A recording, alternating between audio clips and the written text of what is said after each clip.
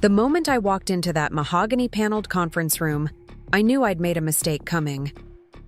My cousin Jessica's perfectly manicured finger was already pointing in my direction, her voice dripping with the kind of disdain that wealthy people reserve for family members who've fallen from grace. "Oh, look, the charity case actually showed up," she announced to the room, loud enough to make sure everyone heard. "I wasn't sure you'd have gas money for the drive, Sarah." The words hit me like a slap across the face, but I kept walking, my daughter Emma's small hand clasped tightly in mine. At 12 years old, she'd already learned to recognize the tone that meant we weren't welcome somewhere, and I felt her fingers squeeze mine a little tighter as we made our way across the expensive carpet of Patterson & Associates law firm here in downtown Springfield. Before we jump back in, tell us where you're tuning in from, and if this story touches you, make sure you're subscribed, because tomorrow, I've saved something extra special for you. I'm Sarah Mitchell, and 5 years ago, I thought I had it all figured out. I was married to what seemed like the perfect man, living in a beautiful colonial house with white picket fences and rose bushes that bloomed every spring like clockwork. Emma was 7 then, all gap-toothed smiles and pigtails, and I spent my days volunteering at her school and hosting dinner parties where everyone complimented my homemade lasagna and perfectly arranged flower centerpieces. I was the picture of suburban success, or at least that's what everyone thought, including me. But life has a way of showing you just how quickly everything can crumble. David, my husband of 8 years, came home one Tuesday evening in March and announced he was leaving me for his secretary. Not his dental hygienist, not his business partner's wife, but the classic secretary with the short skirts and the way she giggled at everything he said. The divorce papers were already filed, he informed me with the same tone he might use to discuss the weather. He'd been planning this for months, had already moved half our savings to accounts I didn't know existed. And by the way, he'd be taking the house too since it was in his name. Within 6 months, I went from being Sarah Mitchell, the woman who hosted the neighborhood book club and never missed a PTA meeting, to Sarah Mitchell, the single mother working double shifts at the Sunrise Diner on Main Street just to keep the lights on in our cramped 2-bedroom apartment above Mrs. Chen's flower shop. The apartment smelled like jasmine and disappointment, and the walls were so thin I could hear Emma crying herself to sleep some nights, trying to be quiet so I wouldn't know how much our new life was hurting her too. The family reactions came swift and brutal. My cousin Jessica, who'd always been competitive with me since we were children, suddenly had ammunition she'd been waiting years to use. At family gatherings, she'd make comments about some people's life choices and how you can tell a lot about a person by how they handle adversity. My Aunt Linda, Grandma Rose's eldest daughter, who'd always positioned herself as the family matriarch, would pat my shoulder with fake sympathy and suggest I really think about getting my priorities straight for Emma's sake. Uncle Tom, Linda's husband, who'd made his fortune in real estate, liked to give me unsolicited advice about pulling myself up by my bootstraps and not relying on handouts. This was particularly rich coming from a man whose own father had handed him his first investment property, but pointing out hypocrisy had never been welcome in our family. The message was clear from all of them I had somehow brought this shame upon myself, and now I was the cautionary tale they'd use to make themselves feel better about their own perfect lives. What they didn't know, what they never bothered to ask about, was how I spent my Sundays. Every single Sunday for the past 4 years, after working my weekend shift at the diner, I'd drive the 20 minutes to Grandma Rose's house on Maple Street. I'd bring groceries I could barely afford, spend hours listening to her stories about the old days when she and Grandpa Frank first bought the house, and help her with tasks that were getting harder for her arthritic hands to manage. Grandma Rose was 86 years old and still living independently, but I could see the small signs that she needed more help than she was asking for. Her medicine cabinet was getting more complicated, her memory sometimes skipped like an old record, and she'd started leaving pots on the stove just a little too long. While Jessica sent expensive flower arrangements on holidays and Linda called once a week to check that Grandma was being sensible about her finances. I was the one who noticed when she'd lost weight because she was forgetting to eat lunch. I was the one who drove her to doctor appointments when her eyesight made driving dangerous, who helped her organize her pills into weekly containers, who sat with her during thunderstorms because they reminded her too much of the night Grandpa, Frank, died. I was the one who listened when she talked about feeling invisible, like the world was moving too fast around her and leaving her behind. But somehow, in the family narrative, I was still the failure. I was still the one who'd thrown her life away and couldn't be trusted with responsibility. When Grandma Rose fell and broke her hip last winter, Linda organized a family meeting to discuss options for her care, but somehow forgot to invite me. When they decided to hire a live-in nurse, nobody asked if I might want to help, or if I had any insights about what Grandma needed. I found out about the nurse the next Sunday when I showed up with groceries and found a stranger in a white uniform answering Grandma's door. Grandma Rose looked embarrassed when she explained what had happened, like she was apologizing for her family's decision to cut me out of something so important. "I told them you were doing fine helping me," she said, her voice small and uncertain. "But Linda said it wasn't fair to burden you when you already had so much to worry about." The truth was, those Sunday visits weren't a burden. They were the highlight of my week.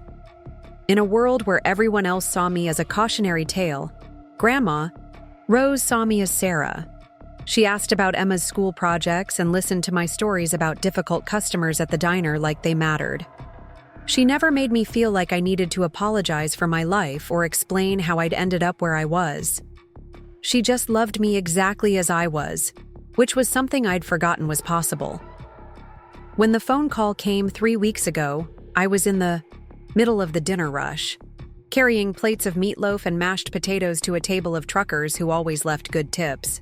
Emma answered our apartment phone, and I could hear her voice change from her usual cheerful greeting to something smaller and scared. "Mom," she called across the diner, "you need to come home right now." Grandma Rose had died in her sleep. The nurse had found her that morning, and the funeral was already being planned by Linda and Jessica. By the time I made it to the funeral home, all the decisions had been made. The service would be at St. Mary's Catholic Church, the burial would be at Riverside Cemetery next to Grandpa Frank, and there would be a reception afterward at Linda's house.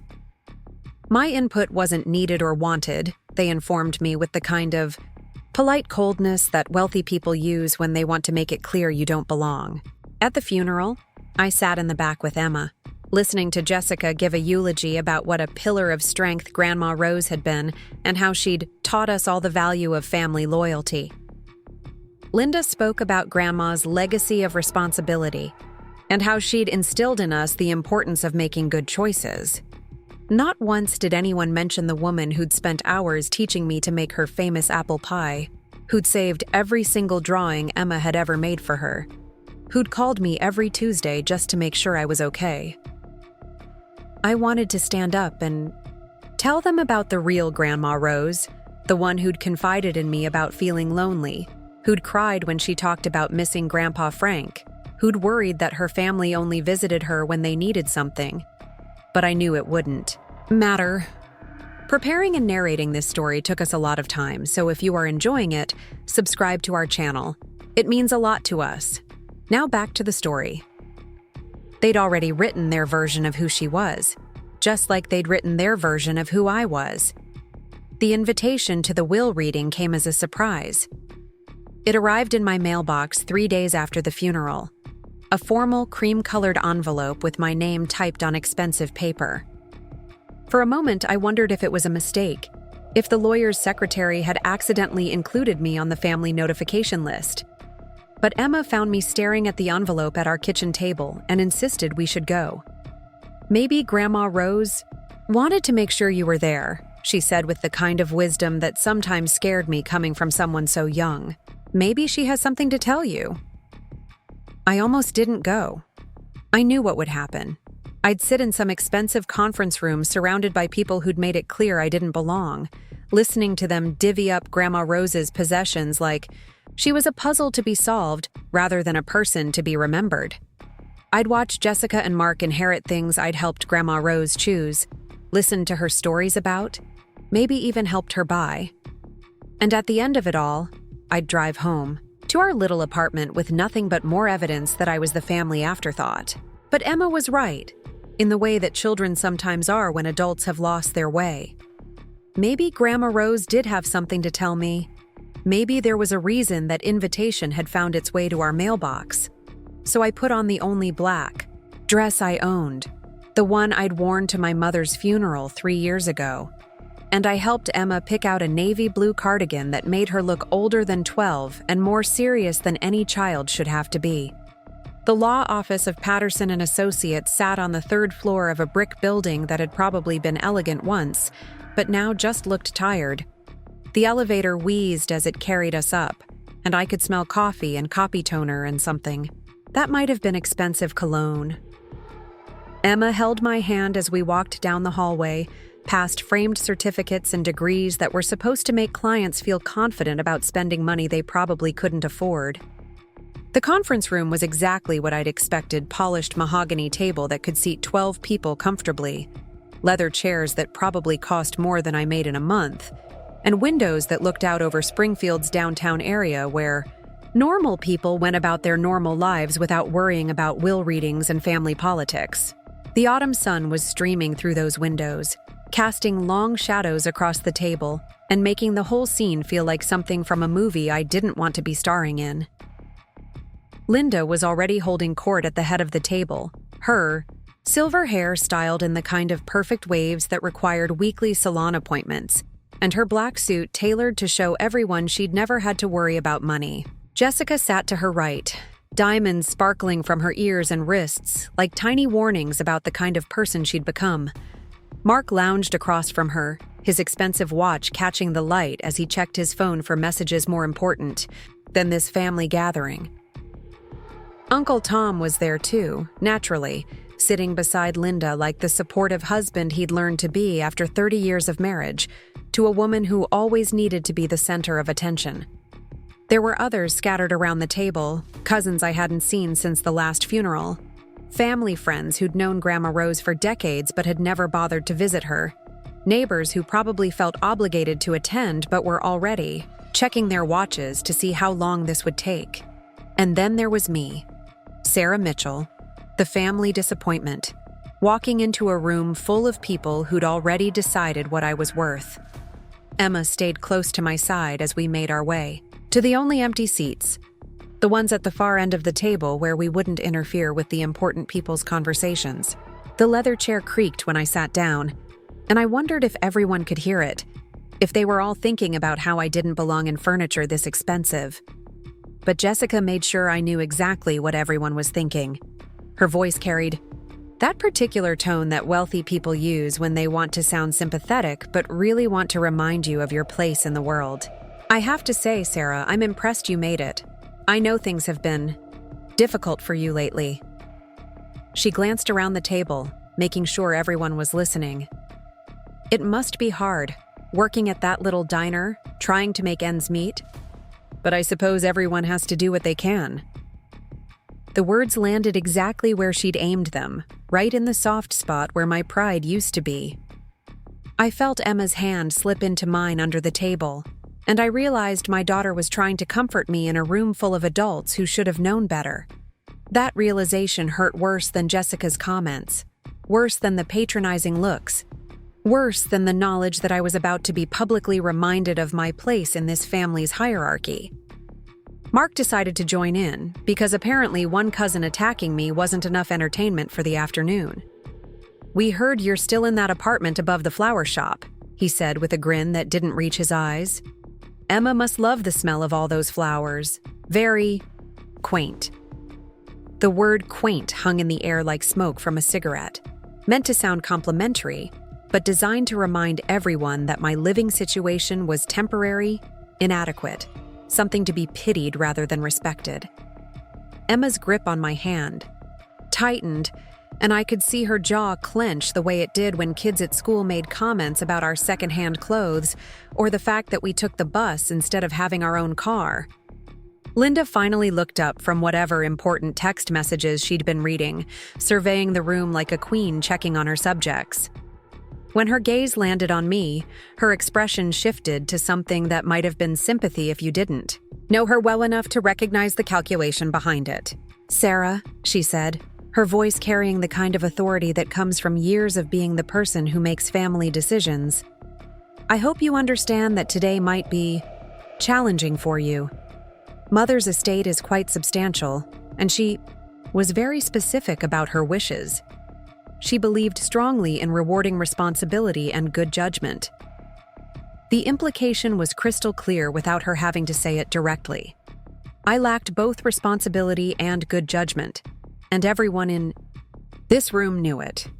My divorce, my job at the diner, my little apartment that smelled like jasmine and barely fit the two of us, all evidence of poor life choices that would naturally be reflected in whatever Grandma Rose had decided to leave me.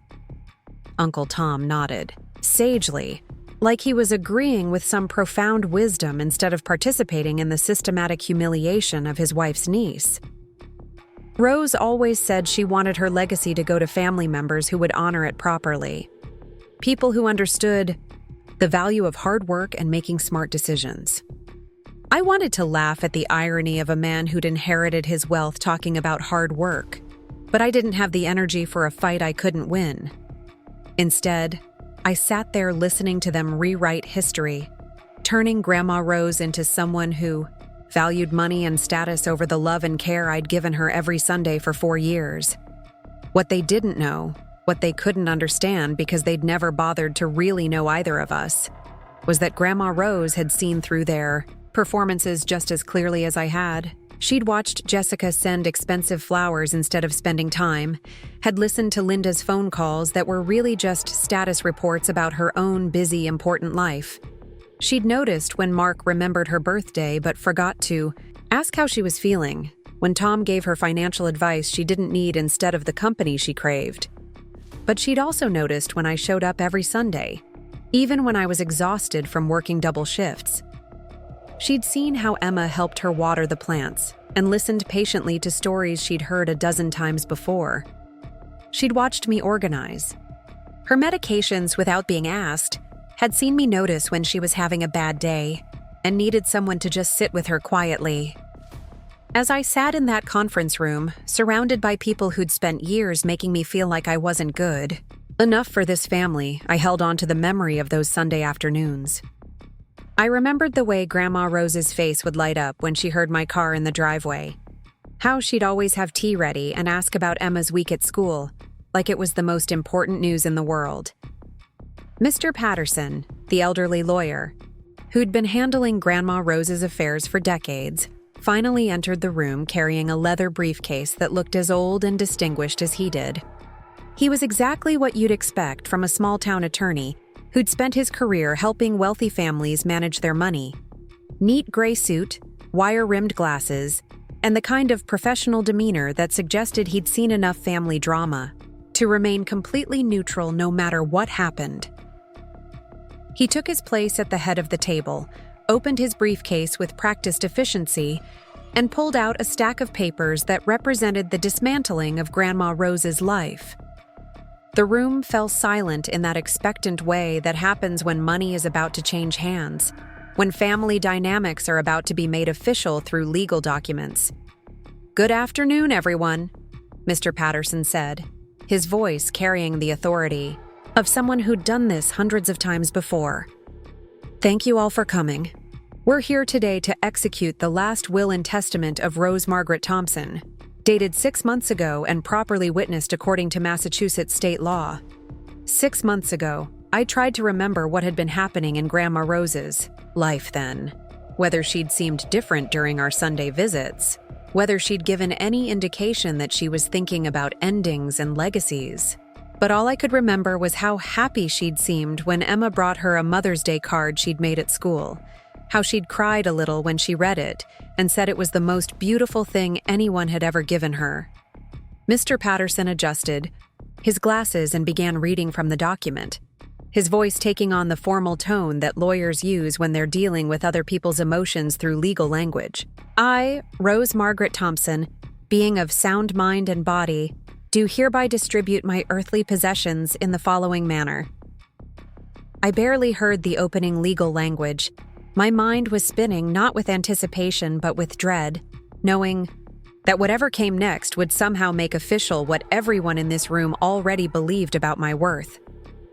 I could feel Emma watching me, could sense her 12-year-old mind trying to understand why the adults around her were acting like this was some kind of competition instead of a memorial for someone they'd all claimed to love. And then Mr. Patterson began reading the specific bequests, and I realized that my worst fears about this day were about to become reality in the most public, humiliating way possible. The mahogany conference table stretched between us like a chasm, and I could feel the weight of every empty chair that separated Emma and me from the rest of the family. Linda had positioned herself at the head of the table like she was presiding over a board meeting, rather than honoring the memory of her mother. And everyone else had naturally arranged themselves in order of perceived importance. Jessica sat closest to Linda's right hand, her perfectly manicured nails drumming against the polished wood surface in a rhythm that suggested impatience rather than grief. Mark had claimed the chair directly across from Jessica, his expensive Italian leather shoes propped casually against the table leg in a way that would have horrified Grandma Rose, who believed furniture should be treated with respect. Uncle Fee. Tom flanked Linda's left side, occasionally murmuring something in her ear that made her nod with the satisfaction of someone receiving confirmation of their own importance. The cousins and family friends filled in the middle section of the table, creating a solid wall of familiar faces that had turned cold over the years. There was my second cousin, Patricia, who'd stopped inviting me to family barbecues after my divorce because it might be awkward with all the couples. There was Mrs. Henderson from down the street, who'd known Grandma Rose for 40 years, but had somehow never noticed that I was the only grandchild who visited regularly. There was my Aunt Carol, Linda's younger sister, who'd perfected the art of asking about my life in a way that made it clear she expected bad news. And then there was us, relegated to the far end of the table like afterthoughts at a dinner party nobody really wanted us to attend. The leather chairs down here were just as expensive as the ones closer to Linda, but somehow they felt different, like furniture in a waiting room where you knew you'd be called last. Emma sat beside me, her legs dangling from the chair because, even though she was tall for 12, these chairs had been designed for adult conversations about adult money and adult power. I could see her taking in the room with those sharp eyes that missed nothing, cataloging the way people were seated, the way conversations stopped when we'd walked in, the way nobody had bothered to acknowledge her presence even though she was the only child in the room and had just lost her great-grandmother. At 12, Emma was already learning lessons about family dynamics that I wished I could protect her from. But perhaps it was better that she understood early how these things worked. The sunlight streaming through the tall windows behind Linda created an almost theatrical effect, backlighting her silver hair and expensive clothing while casting the rest of us into varying degrees of shadow. I wondered if she'd chosen that seat deliberately, knowing how it would look, or if it was just another example of how naturally she assumed the position of authority in any family situation. Mr. Patterson continued reading through the legal preliminaries, his voice steady and professional as he outlined the scope of Grandma Rose's estate. The numbers he mentioned made me dizzy. The house on Maple Street was worth nearly $500,000. Her savings accounts contained more money than I'd ever imagined. And there were investment portfolios and insurance policies that added up to a fortune I hadn't known existed. I thought about all those Sunday afternoons when Grandma Rose would worry about the cost of her medications, when she'd clip coupons from the newspaper and talk about being careful with her spending. She'd never let on that she was wealthy, had never made me feel bad about bringing discount groceries or shopping at thrift stores for her birthday presents. While her own family assumed she had money and treated her accordingly, she'd related to my struggles with genuine empathy. To my daughter, Linda Marie Thompson Walsh, Mr. Patterson read, I leave my primary residence at 847 Maple Street, along with all furnishings, artwork, and personal effects contained therein. Linda's face remained composed, but I could see the satisfaction in the way she straightened her shoulders and glanced around the table to make sure everyone had heard. The house was the crown jewel of Grandma Rose's estate, a beautiful Victorian, with original hardwood floors, stained glass windows, and the kind of architectural details that made tourists stop to take pictures. Linda had been coveting that house for years, making comments about how it was too much house for one elderly woman and how it would be better utilized by a family. I remembered helping Grandma Rose tend the garden behind that house, learning to distinguish between the heirloom roses she'd planted when she first moved in and the newer varieties she'd added over the decades. I remembered sitting on the wraparound porch during thunderstorms, listening to her stories about the neighborhood's history and the families who'd lived in each house. I remembered the way the morning light came through the kitchen windows where we'd shared countless cups of tea and conversations about everything and nothing, but none of that mattered now. The house would go to Linda, who would probably renovate it to match her contemporary tastes, stripping away the character that had made it special in favor of modern conveniences and neutral colors that would appeal to potential buyers when she eventually decided it was too much trouble to maintain. To my son-in-law, Thomas Robert Walsh, Mr. Patterson continued, I leave my collection of first edition books and my late husband's woodworking tools. Uncle Tom actually smiled at this bequest, probably calculating the value of Grandpa Frank's carefully maintained tool collection. Those tools had been his pride and joy, passed down from his own father and maintained with the kind of devotion that came from understanding craftsmanship. Uncle Tom, who hired contractors for every home improvement project and wouldn't know how to use a hand plane if his life depended on it, would probably sell them to some antique dealer who'd appreciate their history more than their intended recipient. To my grandson, Mark Stephen Thompson, the lawyer read, I leave my investment portfolio with Fidelity Financial, currently valued at approximately $230,000. Mark's attempt to look appropriately solemn failed completely. His eyes lit up with the kind of excitement that comes from unexpected windfall, and he actually leaned back in his chair with the satisfaction of someone whose financial future had just been secured. $230,000 would pay off his student loans, fund his expensive hobbies, maybe even buy him the sports car he'd been wanting since college. I thought about Mark at age 8, refusing to help Grandma Rose carry groceries into her house because his friends might see him doing old lady work. I thought about him at 16, borrowing money from her for dates and concert tickets and never paying it back. I thought about him at 25, showing up at family gatherings with expensive gifts for everyone except Grandma Rose, whose present was always an afterthought purchased at the last minute from a drugstore gift section. But apparently none of that mattered when it came to inheritance. Mark had been born into the right family position, had maintained the appearance of respectability that Grandma Rose was supposed to value, and now he was being rewarded for simply existing as the male grandchild who'd never actively disappointed anyone by failing spectacularly at marriage and financial stability. To my granddaughter, Jessica Lynn Thompson Morrison, Mr. Patterson read next, I leave my jewelry collection, including my mother's engagement ring, my pearl necklace, and all items currently stored in my safety deposit box at First National.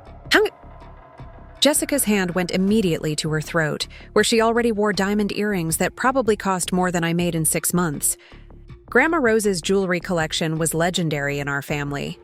Pieces that had been passed down through generations of women who'd understood the value of beautiful things. The pearl necklace alone was worth thousands of dollars, and the engagement ring had been in our family for over a century. I remembered being 15 and helping Grandma Rose organize her jewelry box, listening to the stories behind each piece. The emerald brooch that Grandpa Frank had given her for their 10th anniversary. The silver bracelet she'd bought herself after landing her first job. The tiny diamond earrings she'd worn on their first date. Each piece had a history, a connection to moments and people and feelings that mattered more than their monetary value. But Jessica would see them as additions to her already extensive collection, status symbols to wear to charity galas and country club events where people would admire their vintage beauty without knowing or caring about their emotional significance. She might even have some of them reset into more contemporary styles, erasing their history in favor of current fashion trends. The pattern was becoming clear, and it was exactly what I'd expected. The people who'd maintained their social status, who'd made the right life choices and avoided messy divorces and financial struggles, were being rewarded with the tangible symbols of Grandma Rose's love and success. The house, the money, the jewelry, the valuable collections, everything that represented security and beauty and family heritage was going to the family members who'd never really needed it. To my dear friend Margaret Henderson, Mr. Patterson continued, I leave my china cabinet and complete set of Wedgwood dinnerware in appreciation for 40 years of friendship and countless shared meals. Mrs. Henderson dabbed at her eyes with a tissue, apparently moved by this recognition of their long friendship. The Wedgwood set was exquisite, service for 12 with delicate blue and white patterns that Grandma Rose had used for every holiday dinner and special occasion. She'd taught me how to hand wash each piece carefully, how to store them properly so the gold trim wouldn't fade, how to set a table that made even simple meals feel elegant.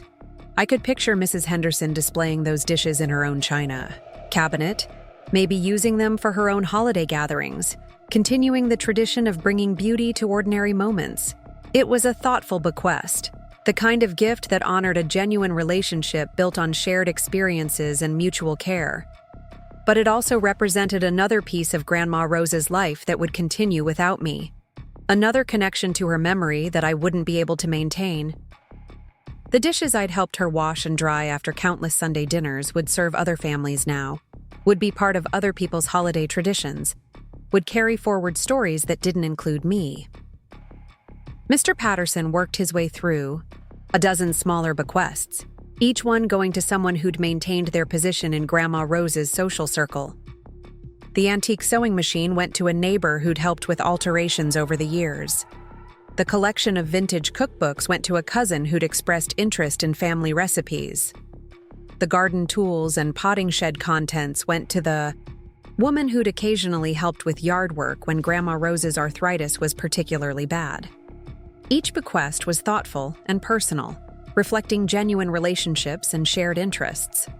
But each one also reinforced the message that I wasn't part of this circle, that whatever relationship I'd thought I had with Grandma Rose hadn't been significant enough to warrant recognition in her final wishes.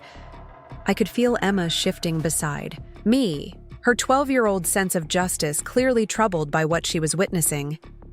She'd spent enough time with Grandma Rose to know how much they'd cared for each other, had seen firsthand the joy on her great-grandmother's face when we arrived for our weekly visits.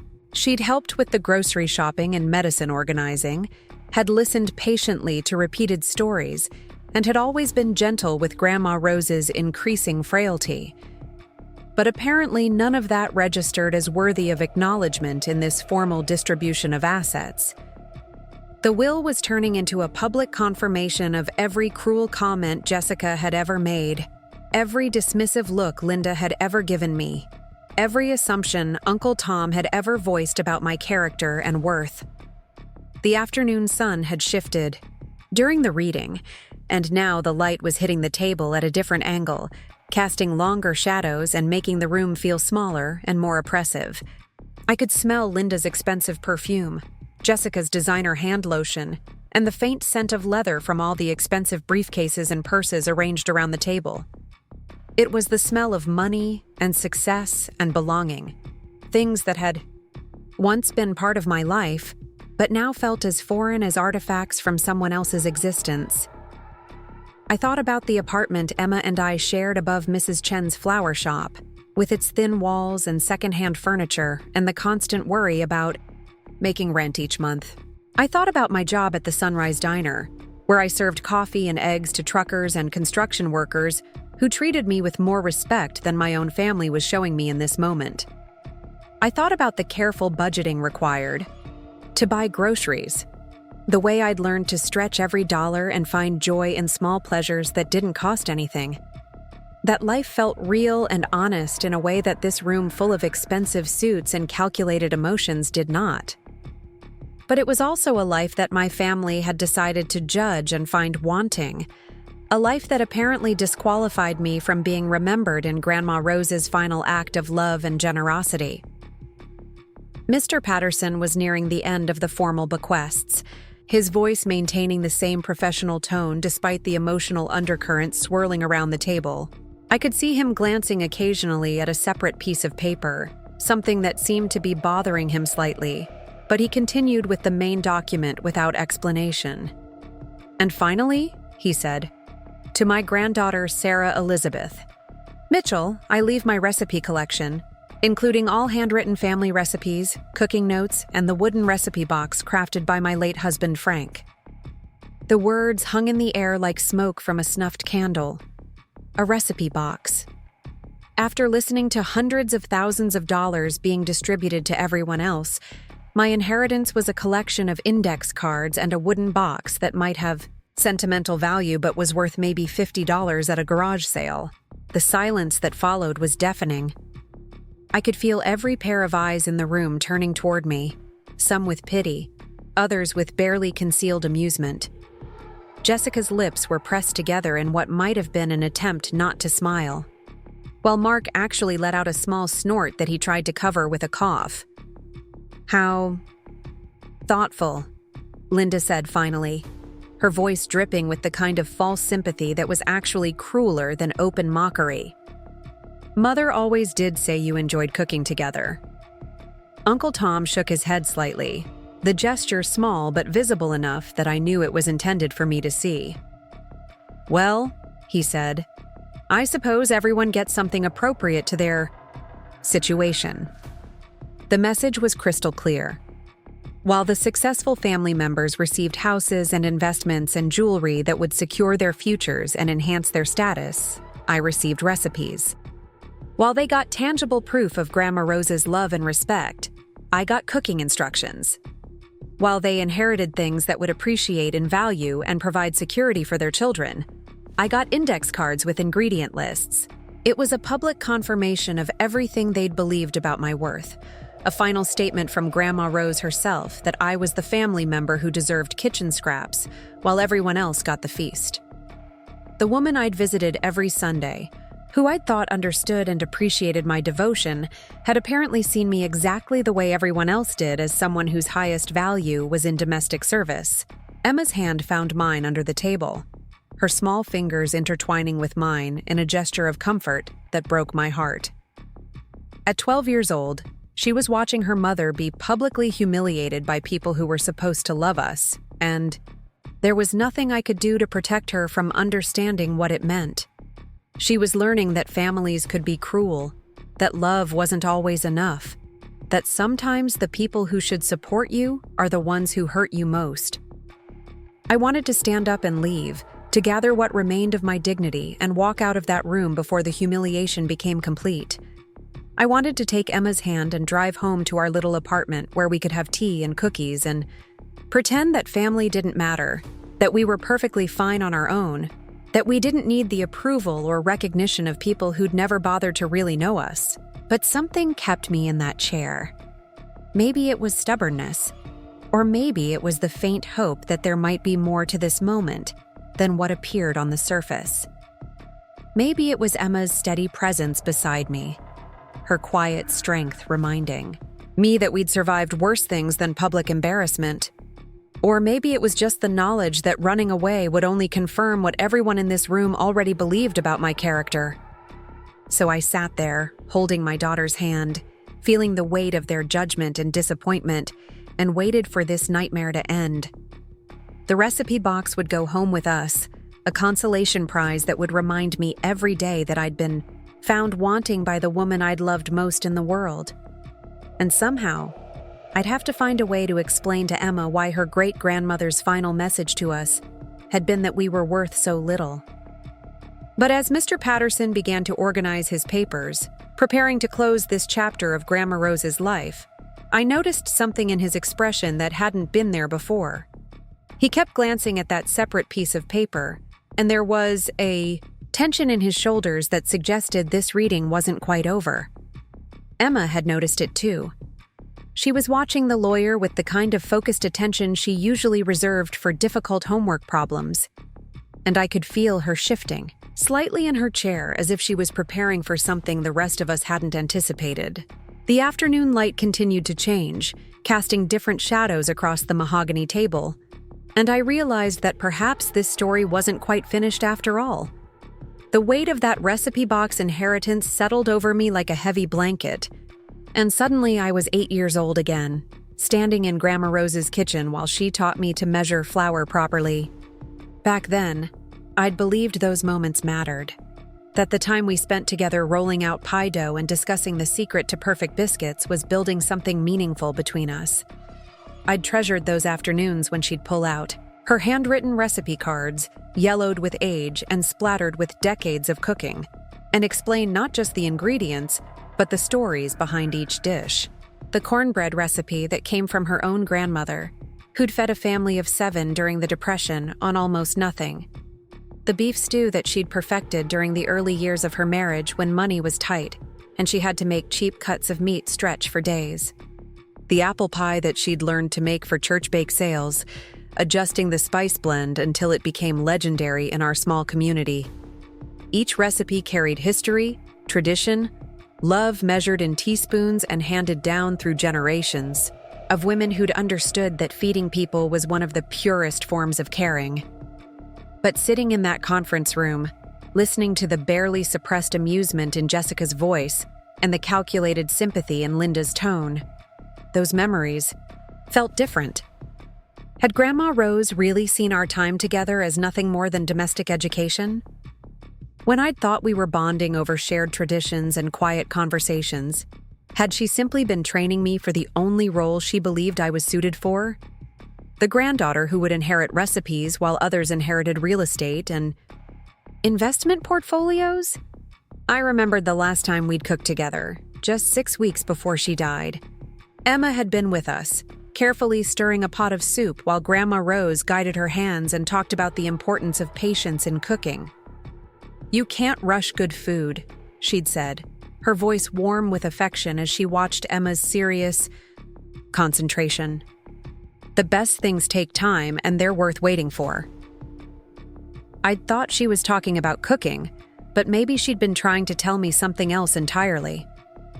The memory shifted, becoming sharper and more painful. That same afternoon, Grandma Rose had seemed different, more contemplative than usual. She'd asked me about Emma's school, about my work at the diner, about whether I was happy with our little life above the flower shop.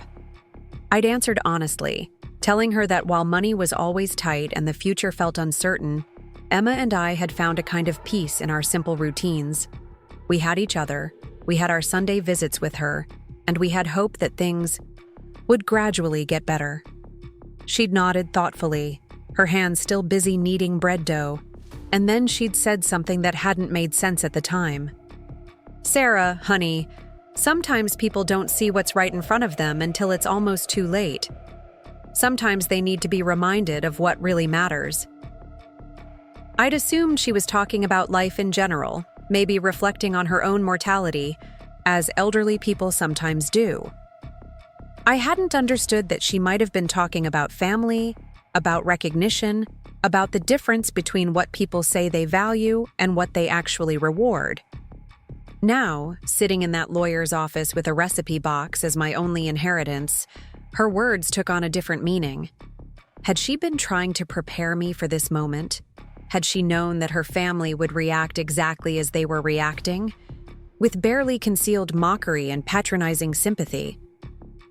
Had the recipe box been intended as some kind of consolation prize, a way of acknowledging our relationship without actually challenging the family hierarchy that kept me at the bottom?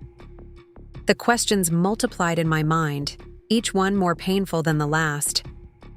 I thought about all the conversations we'd had over the years, the times she'd seemed to really listen when I talked about my struggles as a single mother, the way she'd always made me feel like my problems were worth discussing and my solutions were worth admiring. Had that all been performance? Had she been humoring me while privately agreeing with Linda and Jessica's assessment of my life as a series of poor choices and missed opportunities? The silence in the room stretched on, punctuated only by the soft sounds of Mr. Patterson organizing, his papers and the distant hum of traffic from the street below. I could feel Emma's tension beside me, her 12-year-old mind probably struggling to understand why the adults were acting like receiving recipes was somehow shameful. She'd loved those afternoons in Grandma Rose's kitchen just as much as I had treasured the special attention and the feeling of being trusted with family secrets and traditions. Jessica finally broke the silence with a comment that was designed to sound thoughtful but landed like a blade between my shoulder blades. "It's actually quite sweet, isn't it? Mother obviously remembered how much time you two spent in the kitchen together. She probably thought you'd appreciate having those recipes to pass down to Emma someday." Her tone suggested that this was a generous interpretation, that I should be grateful for even this small acknowledgement of my existence in Grandma Rose's life. Mark nodded along, apparently deciding that adding his voice to the commentary would be helpful. "Yeah, and some of those old family recipes are probably worth something to food historians or whatever. You could maybe sell them to one of those companies that collect vintage cooking stuff." The suggestion that I might need to monetize even this small inheritance wasn't lost on anyone in the room, least of all me. Uncle Tom leaned back in his chair with the satisfied expression of someone who'd witnessed justice being served according to his understanding of how the world should work. Rose always was practical about these things. She understood that different people have different capacities for handling responsibility. A recipe collection is something Sarah can actually use and appreciate, rather than something that might be, well, overwhelming for her current situation. The word overwhelming hung in the air like a neon sign advertising my supposed inadequacy. The clear implication was that houses and investment portfolios were too complex, too important, too valuable to be trusted to someone like me, someone who worked at a diner and lived in a tiny apartment, and had failed at marriage and financial stability. Someone whose greatest accomplishment was apparently knowing how to follow cooking instructions. Linda picked up the thread with the smooth efficiency of someone who'd spent years perfecting the art of delivering crushing comments while maintaining the appearance of kindness. "I think it's wonderful that Sarah will have something so personal to remember Mother by. Those recipes represent hours and hours of time they spent together. And that kind of memory is really priceless, isn't it? Much more meaningful than money or property, which are just things when you think about it." The hypocrisy was breathtaking. Linda, who had just inherited a $500,000 house, was now philosophizing about how memories were more valuable than material possessions. Jessica, whose jewelry inheritance was worth more than I'd earn in 5 years, was nodding along as if wisdom was being dispensed instead of cruelty being disguised as sentiment. But the worst part wasn't their comments or their attitudes, or even their obvious satisfaction with how this distribution had worked out. The worst part was the growing certainty that maybe they were right. Maybe I really was the family member who deserved recipes instead of real inheritance. Maybe my 4 years of Sunday visits and grocery shopping and prescription organizing hadn't been enough to earn genuine recognition.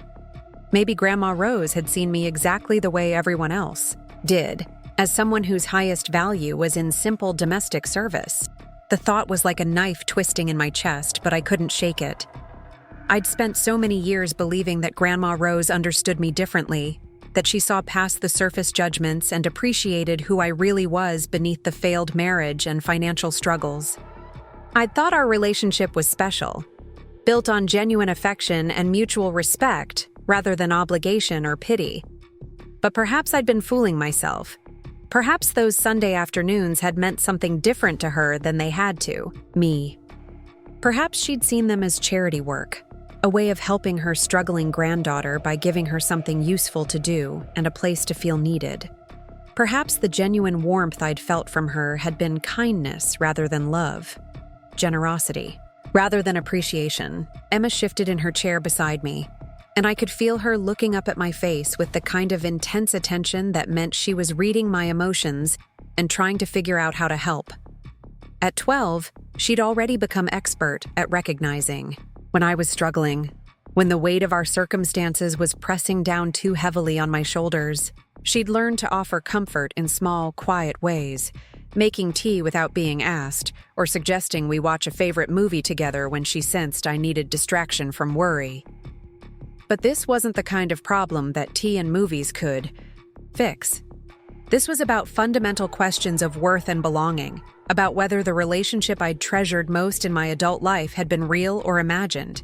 This was about sitting in a room full of people who'd just received concrete proof of their value to someone we'd all claimed to love, while I held evidence that I'd been judged and found wanting by the person whose opinion mattered most to me. Mr. Patterson was still organizing his papers, but something in his demeanor had changed. There was a tension in his shoulders that hadn't been there during the main reading, and he kept glancing at what appeared to be a separate document that he'd set aside from the main will. His professional composure remained intact, but I could see tiny signs of uncertainty, as if he was trying to decide how to handle something unexpected. The family members were beginning to shift in their chairs. The formal part of the proceedings apparently concluded. Jessica was already calculating, probably mentally redecorating Grandma Rose's house with Linda, while Mark was likely planning how to invest his sudden windfall. Uncle Tom was checking his expensive watch, probably eager to get back to whatever important business had been interrupted by this obligation to family duty. But I remained frozen in place, still processing the reality of what had just happened. In the space of 30 minutes, I'd watched my entire extended family receive recognition, security, and valuable gifts, while I'd been handed what amounted to a participation trophy. The message was clear and devastating. I'd been present in Grandma Rose's life, but I hadn't been important enough to warrant genuine consideration in her final act of love and generosity. The recipe box would go home with us, a wooden container filled with index cards that would remind me daily of this moment. Every time I opened it to look for dinner ideas or tried to share one of Grandma Rose's techniques with Emma, I'd remember sitting in this conference room and learning exactly how little I'd mattered to the woman I'd loved most in the world. But even as that realization settled into my bones like winter cold, I noticed that Mr. Patterson hadn't dismissed us yet. He was still holding that separate piece of paper, still wearing an expression that suggested this reading wasn't quite finished. Something in his posture reminded me of the way Emma looked when she was working on a puzzle, trying to fit pieces together in a way that would make sense of a larger picture. The afternoon sun had continued its journey across the sky, and now, the light in the conference room was different, softer and more golden, but also creating deeper shadows in the corners. The expensive furniture and formal atmosphere suddenly felt less intimidating and more theatrical, as if we were all actors in a play that might have more scenes than anyone had anticipated. Emma was watching Mr. Patterson with the same focused attention I'd noticed earlier. Her head tilted slightly to one side in the way that meant she was thinking hard about something. Her hand was still in mine, but I could feel her gathering herself, preparing for something that the rest of us hadn't yet recognized was coming. Linda had begun discussing logistics with Jessica, their voices low but audible as they talked about scheduling times to go through Grandma Rose's belongings and decide what to do with items that hadn't been specifically bequeathed. Uncle Tom was making notes in a small leather notebook, probably recording details he'd need for tax purposes or estate planning. The other family members were beginning to gather their coats and purses, ready to leave this unpleasant duty behind and return to their comfortable lives. But something was holding us all in place, some unfinished energy that kept the formal conclusion from feeling final. Mr. Patterson cleared his throat softly, the sound barely audible but somehow commanding attention from everyone in the room. The casual conversation stopped, and all eyes turned back to him with the expectation that perhaps there were final administrative details to discuss, forms to sign, or procedures to follow. What none of us expected was for him to look directly at Emma and say, "Young lady, I believe you mentioned something earlier about Mrs. Thompson giving you an envelope." His voice was gentle but curious, the tone of someone who'd remembered a detail that might be important. The room went completely silent. Emma straightened in her chair, and I felt her hand squeeze mine as she nodded at the lawyer. "Yes, sir," she said, her voice clear and steady despite the attention now focused on her. "Grandma Rose gave it to me the last time we visited when Mom was helping her organize her medicine cabinet. She said to keep it safe and make sure you got it, but only after you finished reading the will." I stared at my daughter in complete confusion. What envelope? When had this happened? And why hadn't she mentioned it before now?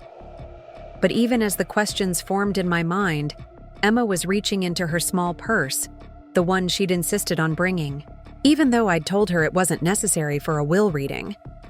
From that purse, she pulled out a cream-colored envelope that looked exactly like the kind of expensive stationery that Grandma Rose had always used for important correspondence. My name was written across the front in handwriting I'd recognize anywhere, but underneath it were words that made my heart stop. For Mr. Patterson, to be opened only if they don't understand. The entire room seemed to hold its breath as Emma handed the envelope across the table to the lawyer, who accepted it with the careful reverence of someone handling something that might change everything they thought they knew about the afternoon's proceedings. Mr. Patterson held the envelope with the careful precision of someone who'd spent decades handling documents that could change lives.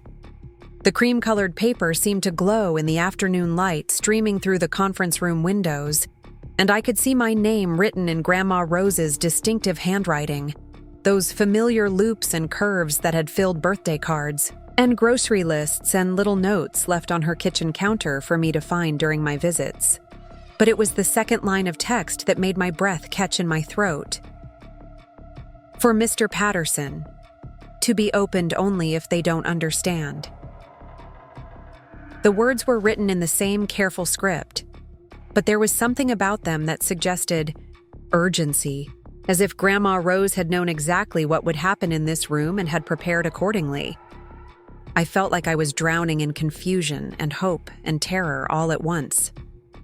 What could possibly be in that envelope that Grandma Rose had felt necessary to keep secret? And why had she entrusted it to Emma, my 12-year-old daughter who'd somehow managed to keep this enormous secret for weeks without giving any indication that she was carrying something that might change everything? The silence in the room had become oppressive, the kind of quiet that happens when everyone is holding their breath and waiting for something momentous to occur. Jessica's earlier smugness had evaporated, replaced by a tight expression of concern. That suggested she wasn't entirely confident about whatever was about to unfold. Mark had stopped checking his phone and was leaning forward in his chair, his inheritance celebration put on hold. Linda's perfect composure was showing hairline cracks, and Uncle Tom had set down his pen and was watching Mr. Patterson with the kind of focused attention usually reserved for potential threats to carefully laid plans. Mr. Patterson examined the envelope carefully, turning it over in his hands and noting the wax seal that had been pressed into the back closure. It was clearly authentic, bearing the same elaborate R that Grandma Rose had used on all her formal correspondence, the seal she'd inherited from her own mother and treasured as a connection to family tradition and proper etiquette. "This is most unusual," he said quietly, more to himself than to the room. "In 40 years of practice, I've never encountered a situation quite like this." He looked up at Emma, his expression kind but serious. "Young lady, can you tell me exactly when Mrs. Thompson gave this to you, and what she said about it?" Emma straightened in her chair, and I could feel her gathering her courage in the way that children do when they know they're about to say something important that adults might not want to hear. "It was 3 Sundays ago," she said, her voice clear and steady. "Mom was in the bathroom, and Grandma Rose was showing me her jewelry box like she always did. But this time she pulled out this envelope from the very back, behind all the necklaces." She paused, and I could see her thinking carefully about exactly what she wanted to say. "She told me that sometimes grown-ups don't see what's really important, and sometimes they need help remembering what love actually looks like. She said her family might not understand her will when they first heard it, and if that happened, I should make sure Mr. Patterson got this envelope. The words hit the room like stones thrown into still water, creating ripples of unease and uncertainty that spread from person to person. Jessica shifted uncomfortably in her chair, and I could see her exchanging glances with Linda that suggested they were beginning to worry about what they might have missed or misunderstood. "Did she say anything else?" Mr. Patterson asked gently, his professional demeanor intact, but his voice carrying a note of genuine curiosity about what he was about to discover. Emma nodded solemnly. "She said that the people who really loved her would know it when they saw it, and the people who were just pretending would show their true colors. She said Mom was the only one who loved her for who she was, not for what she could give them." She glanced around the room at the faces that had gone pale and tight with sudden concern. She said she was tired of people visiting her because they felt like they had to, instead of because they wanted to. The accuracy of that observation landed in the room like a physical blow. I thought about all the obligatory holiday visits, the phone calls that lasted exactly long enough to be polite, the birthday cards sent by secretaries, and the gifts clearly chosen by people who didn't really know what Grandma Rose liked or needed. I thought about Jessica's expensive flower arrangements that arrived precisely on schedule, but were chosen from catalogs rather than picked with any thought for Grandma Rose's preferences. I thought about Linda's weekly check-in calls that were really status reports, conversations that followed the same script every time, and never delved into how Grandma Rose was actually feeling, or what she might need beyond the basics of food and shelter and medical care. I thought about Mark's occasional visits that always seemed to coincide with times when he needed something, advice or money or connections that Grandma Rose's long life and extensive network could provide. And I thought about my own visits, the Sunday afternoons that had started as duty but had become the highlight of my week, the conversations that wandered from practical matters to memories to dreams for Emma's future, the comfortable silences while we worked together in her garden or kitchen, the way she'd ask about my job not because she felt obligated to show interest, but because she genuinely cared about whether my boss was treating me fairly and whether the customers were kind. Mr. Patterson was carefully opening the envelope, using a letter opener from his desk to avoid tearing the expensive paper. Inside was a single sheet of matching stationery, folded once, and what appeared to be a small key attached to a piece of ribbon. He unfolded the letter and read it silently, his expression shifting from professional curiosity to genuine surprise to something that might have been amazement. The room waited in absolute silence while he read, the only sounds the distant hum of traffic and the subtle creaking of expensive leather chairs as people shifted nervously. I could feel my heart beating so hard that I was certain everyone could hear it.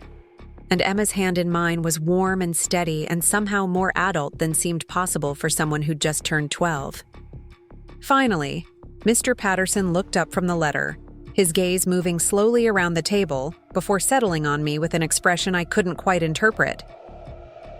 "Mrs. Mitchell," he said formally, "it appears there has been a significant misunderstanding about your grandmother's intentions." The words seemed to echo in the quiet room, and I felt something inside my chest shift and crack like ice beginning to thaw. A misunderstanding? What kind of misunderstanding could change anything about what we'd just witnessed? "This letter," Mr. Patterson continued, holding up the single sheet of paper, "explains that the will I just read was not Mrs. Thompson's final testament. It was, according to her own words, a test." Jessica actually gasped, the sound sharp and shocked in the silence.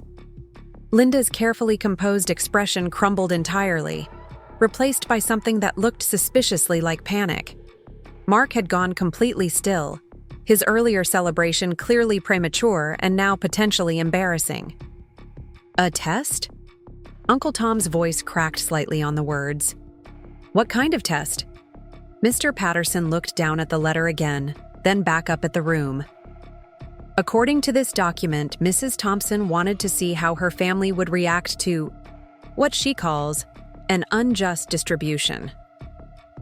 She wanted to observe whether anyone would speak up for Mrs. Mitchell, whether anyone would question the fairness of leaving someone who had shown such consistent devotion with only a recipe collection.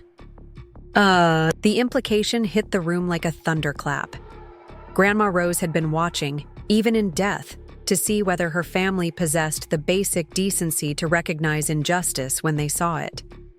She'd created a situation designed to reveal their true characters, and every single person in this room except Emma and me had failed spectacularly. The letter states, Mr. Patterson continued, his voice growing stronger as he read, that Mrs. Thompson was deeply disappointed by her family's treatment of Mrs. Mitchell over the years. She observed that while others sent cards and made obligatory visits, only Mrs. Mitchell provided consistent, genuine care and companionship.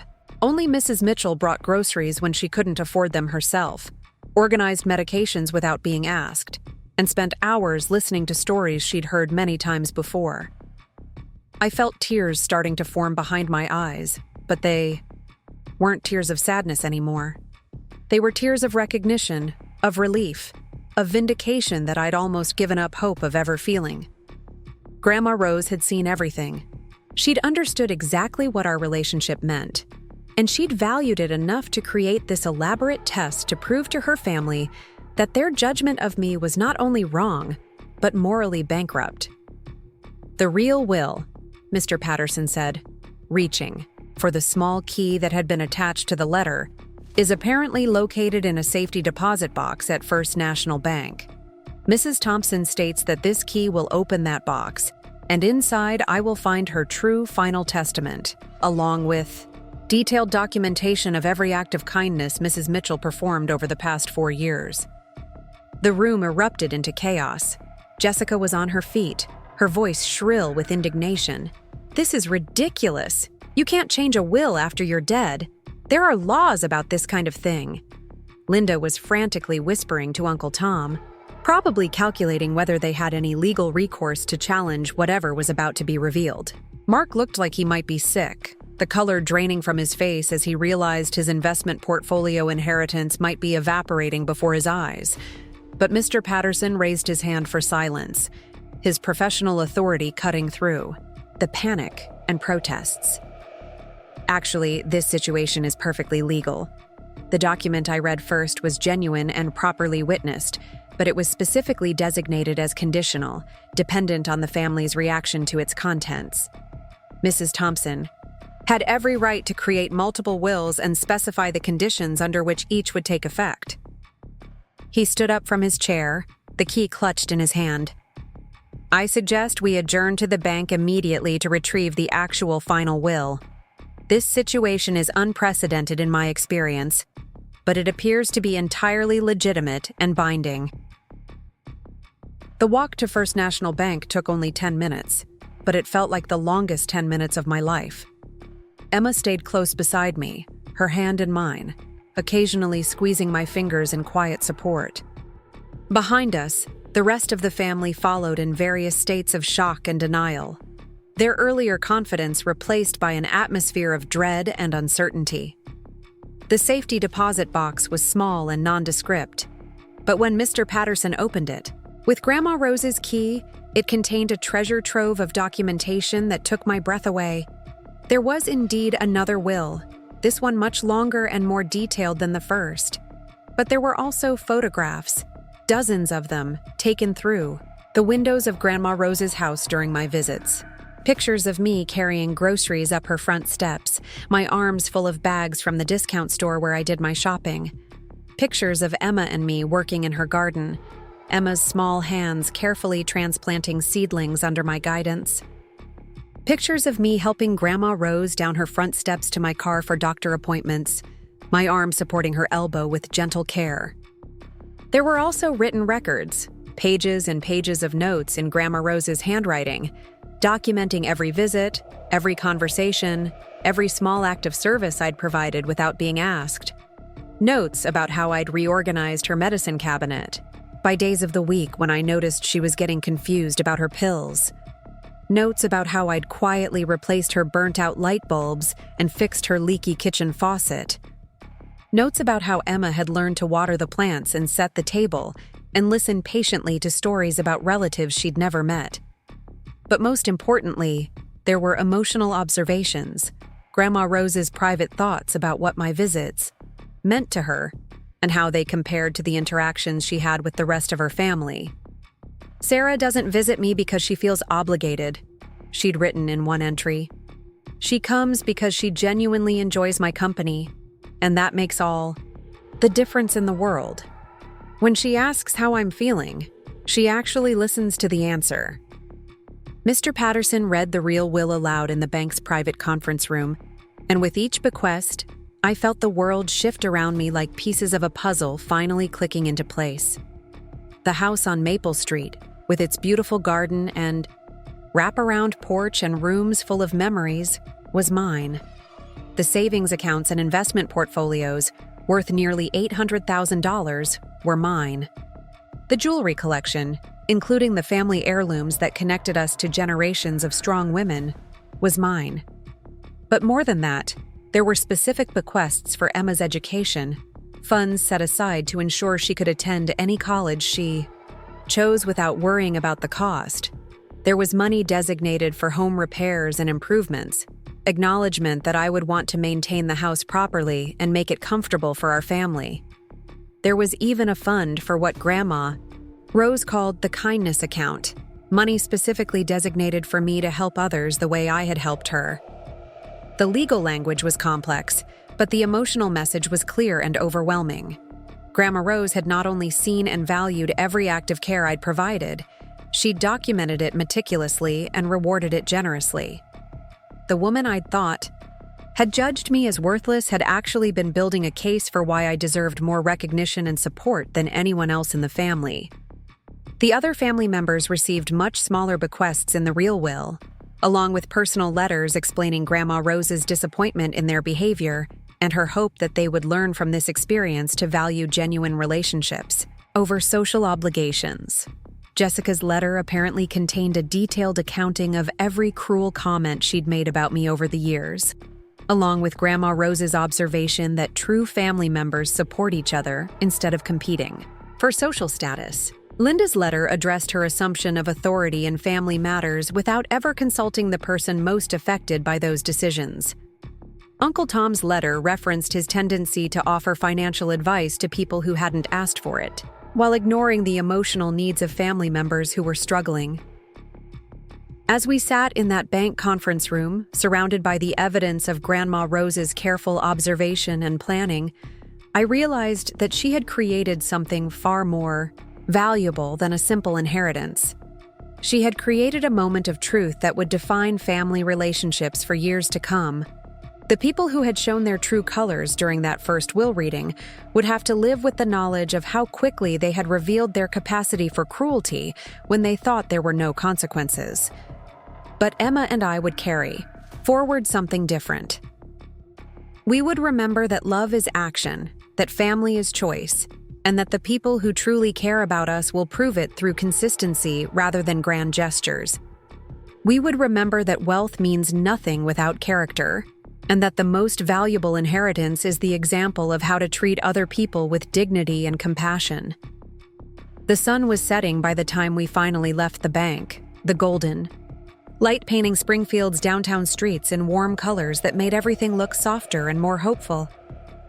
Emma walked beside me in comfortable silence, probably processing everything that had happened in her 12-year-old way, understanding some parts completely, and storing others away to make sense of when she was older.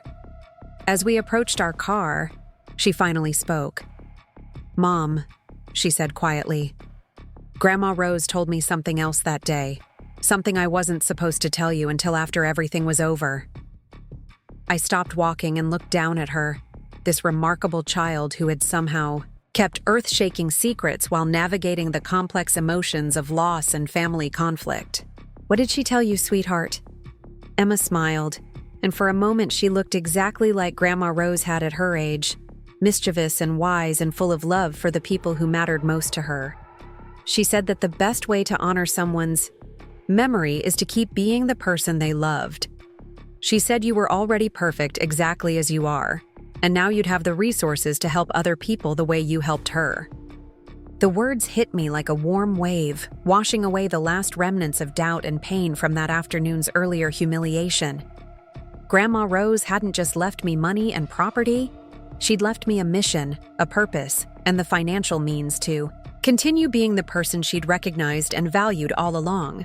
We drove home to our little apartment above Mrs. Chen's flower shop for the last time, knowing that tomorrow we would begin the process of moving into the beautiful house on Maple Street where Grandma Rose's spirit would always be present in, the garden she'd tended and the kitchen where we'd shared so many meaningful conversations. But tonight, we would pack our simple belongings and remember that the most important things we owned had never been things at all. They were memories and values, and the unshakable knowledge that we had been loved exactly as we were by someone who had seen our worth when others had chosen blindness. Emma fell asleep holding the recipe box, the only inheritance she'd originally thought we would receive. Inside it, mixed among the index cards with their instructions for cornbread and apple pie, we'd found one final surprise. A handwritten note that said, "For Emma, the next generation of strong women who know that love is measured in presence, not presents. Cook these recipes with joy, and remember that the secret ingredient is always caring about the people you're feeding." As I tucked my daughter into bed in our tiny apartment that would soon be just a memory, I realized that Grandma Rose had given us the greatest gift possible. She had shown us that we were worthy of love, respect, and recognition, and she had done it in a way that would echo through our lives for generations to come. The recipe box sat on our kitchen counter, no longer a symbol of insignificance, but a reminder that sometimes the smallest gestures carry the greatest meaning. Tomorrow, we would begin our new life in the house that had been filled with so much love and laughter. But tonight, we would rest in the knowledge that we had been seen, valued, and chosen by someone whose opinion mattered more than all the others combined. The morning light filtered through the lace curtains in what had once been Grandma Rose's bedroom and was now mine, casting delicate patterns across the hardwood floors that Emma and I had spent weeks refinishing together. 6 months had passed since that extraordinary afternoon at the lawyer's office, and every day brought new reminders of how completely our lives had transformed. The house on Maple Street had welcomed us with the kind of warmth that only comes from a place where genuine love has lived for decades. And slowly but surely, we were making it our own while honoring the memories embedded in every room. Emma had adapted to our new circumstances with the resilience that children possess when they feel truly secure for the first time in years. Her bedroom was now the sunny corner room that overlooked Grandma Rose's prize-winning rose garden, and she'd taken over the care of those flowers with a dedication that would have made her great-grandmother proud.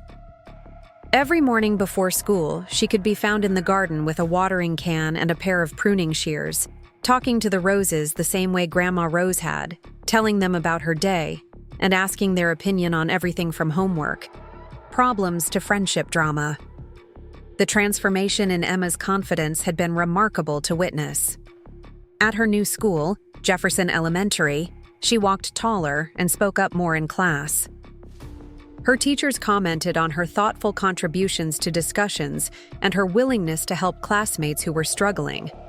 The financial security that Grandma Rose's inheritance had provided meant that Emma never had to worry about whether we could afford field trips or school supplies, or the 100 small expenses that had once required careful budgeting and sometimes impossible choices. But more than the material changes, Emma carried herself with the knowledge that she was valued and cherished by people who mattered. The elaborate lengths that Grandma Rose had gone to in order to ensure our security had taught Emma lessons about love and family that no amount of money could buy. She understood now that real wealth came from relationships built on genuine care rather than obligation, and that understanding shaped every interaction she had with the world around her.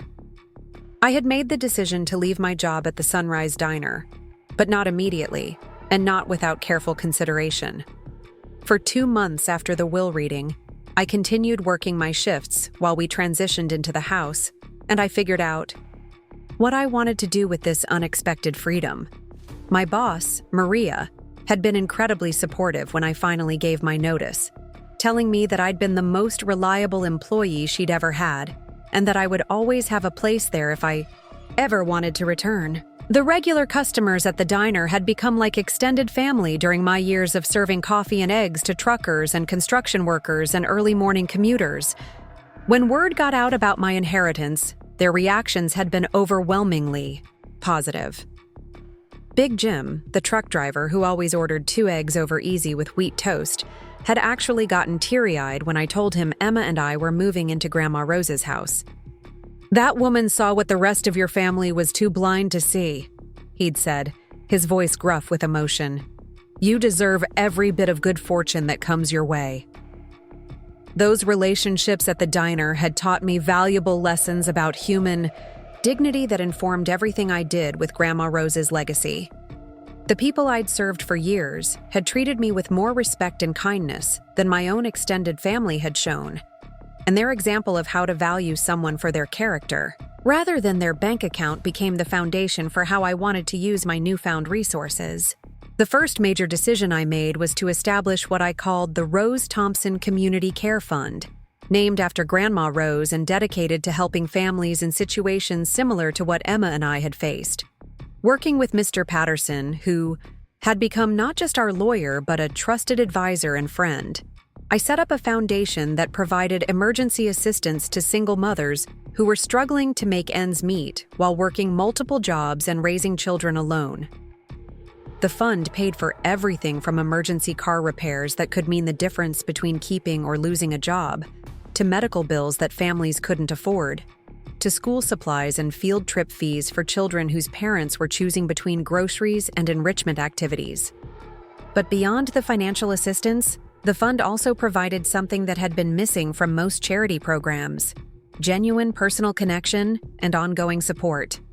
Every family that received help from the Rose Thompson Fund was paired with a volunteer mentor who provided emotional support and practical guidance. These weren't social workers with caseloads of dozens of families, but community members who had volunteered to build real relationships with people who needed someone to believe in them. The mentors helped with everything from resume writing to childcare during job interviews, from navigating school systems to understanding legal documents. The inspiration for this approach came directly from my relationship with Grandma Rose, and the way she had seen me as a whole person rather than just a problem to be solved. Too many assistance programs treated people in crisis as collections of needs rather than human beings with dignity, dreams, and valuable contributions to make. The Rose Thompson Fund operated on the principle that everyone deserved to be treated with the same respect and care that Grandma Rose had shown me during our Sunday afternoon visits. Emma had insisted on being involved in the Foundation's work from the very beginning, and her contributions had been both practical and profound. She helped design the application forms to make them less intimidating and more welcoming. She suggested that we include children's voices in our decision-making process, recognizing that kids often understood their family situations in ways that adults missed. And she volunteered to write welcome letters to every child and families that received assistance, sharing her own story and letting them know that their circumstances didn't define their worth or limit their potential. The response from the community had been overwhelming. Applications for assistance came in steadily, but so did offers to volunteer and donate from people who wanted to be part of something that was making a real difference in their neighbors' lives. Local businesses began partnering with the fund to provide job opportunities and job training. Churches and community organizations offered meeting spaces and volunteer support.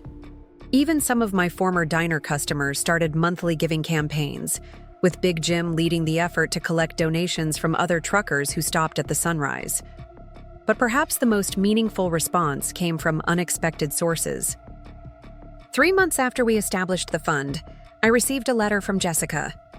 Not a phone call or a text message, but an actual handwritten letter on expensive stationery that arrived in our mailbox on a Tuesday morning when Emma was at school and I was working in Grandma Rose's garden. The letter was unlike anything I had ever expected to receive from my cousin. It was 3 pages long, written in Jessica's precise handwriting, and it contained something I had never heard from her before: a genuine apology. She wrote about the shame she'd felt since that day in the lawyer's office, not just about inheriting less money than she'd expected, but about the cruelty she'd shown me over the years and the way she'd participated in the family's systematic dismissal of my worth. "I've been thinking about that afternoon every day since it happened," she wrote, "and I keep coming back to the same horrible realization. I became someone I don't recognize, someone who took pleasure in another person's pain. Grandma Rose was right to test us, and I failed in ways that I'm still trying to understand. You never responded to our treatment with equal cruelty, and that makes my behavior even more inexcusable."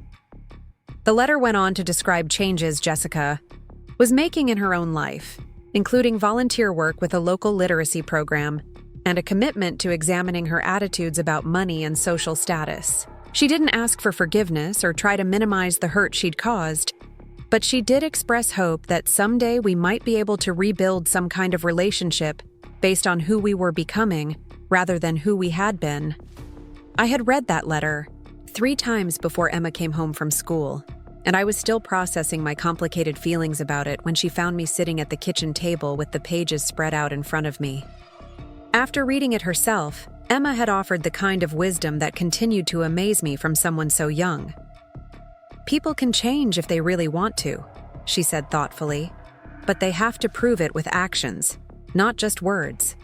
Maybe we can watch and see if Jessica really means what she's saying."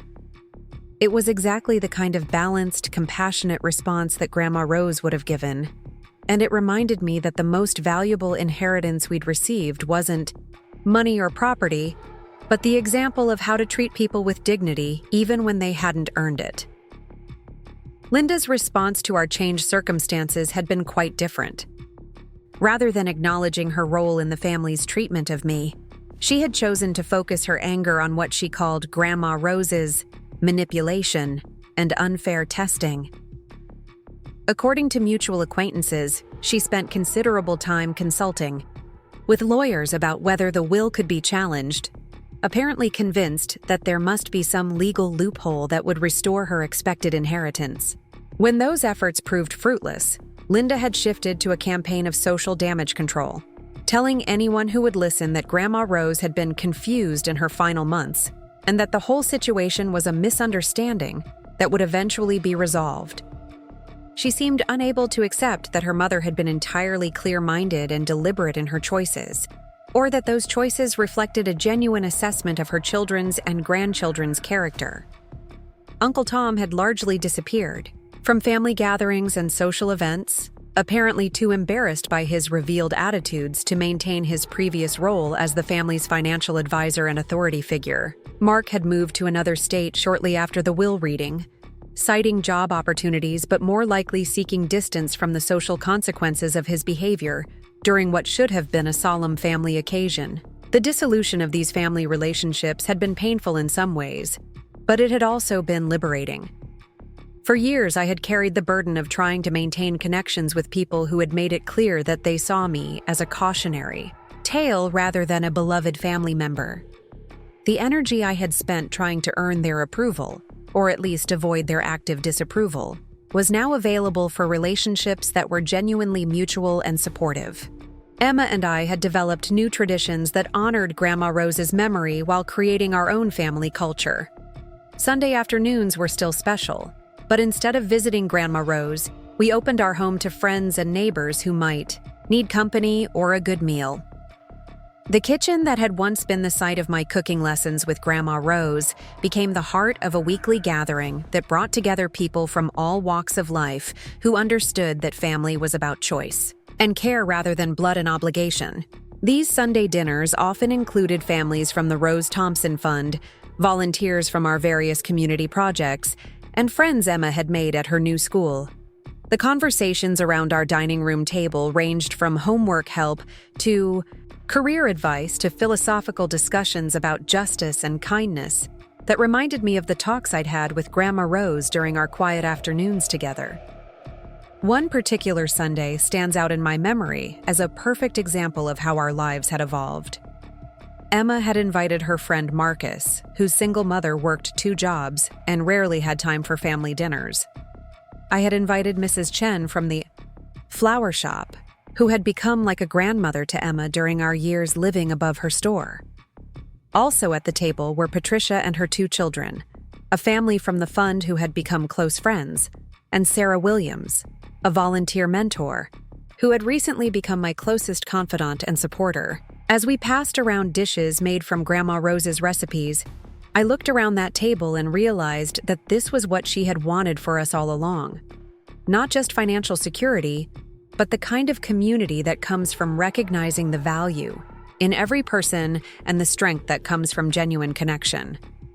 The people gathered in our dining room that evening represented every economic background and family structure, but they shared a commitment to treating each other with dignity and care.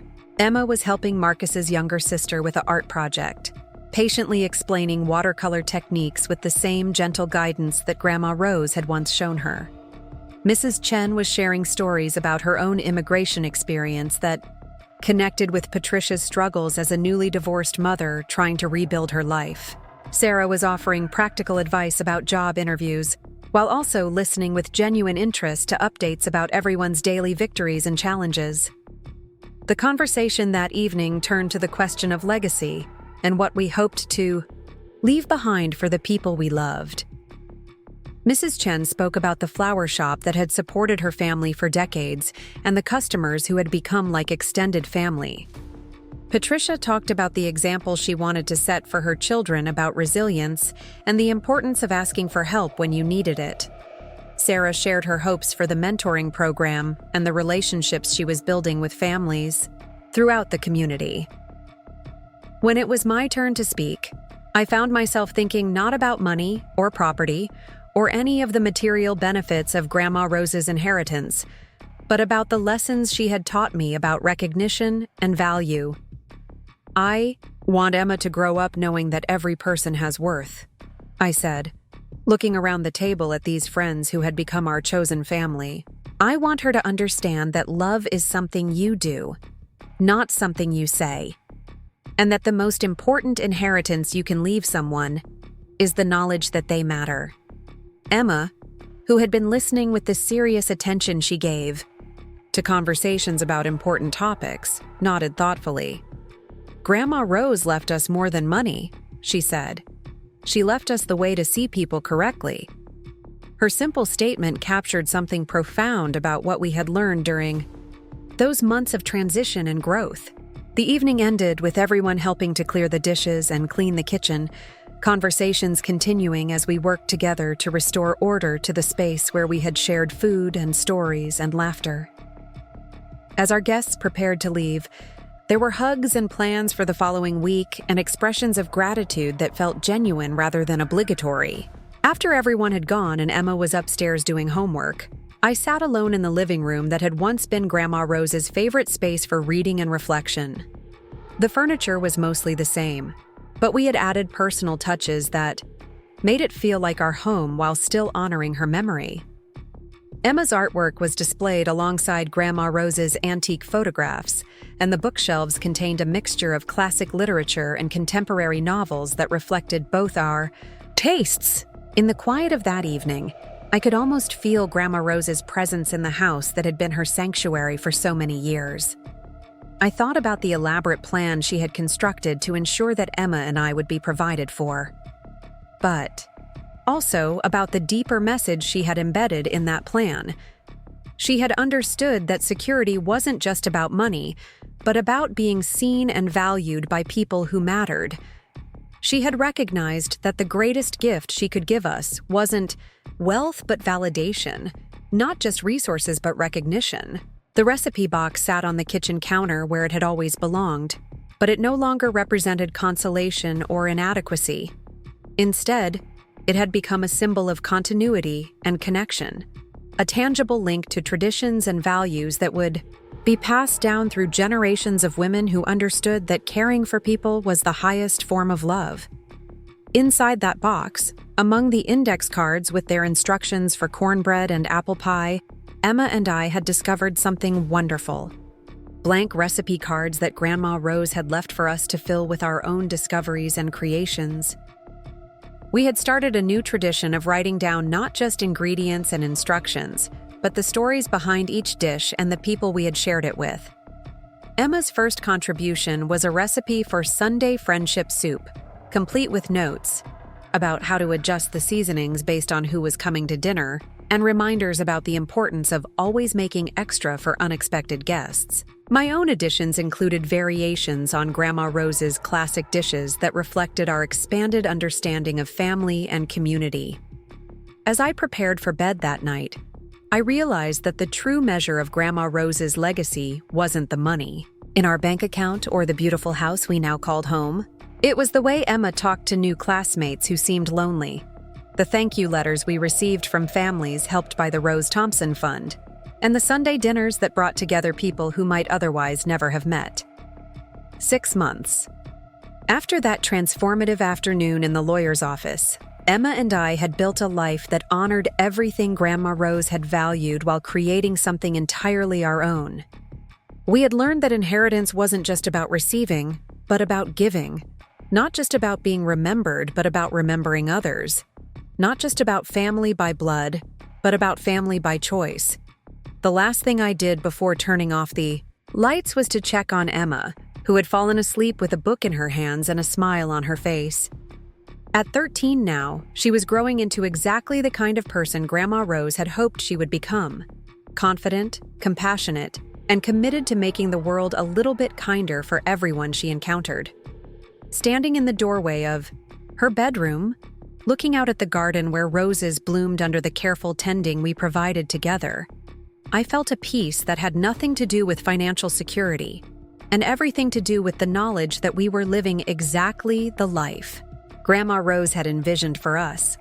We were wealthy in all the ways that truly mattered, and that wealth would continue to multiply as we shared it with others who needed to know that they too were worthy of love and recognition and care. Up next, you've got 2 more standout stories right on your screen. If this one hit the mark, you won't want to pass these up. Just click and check them out.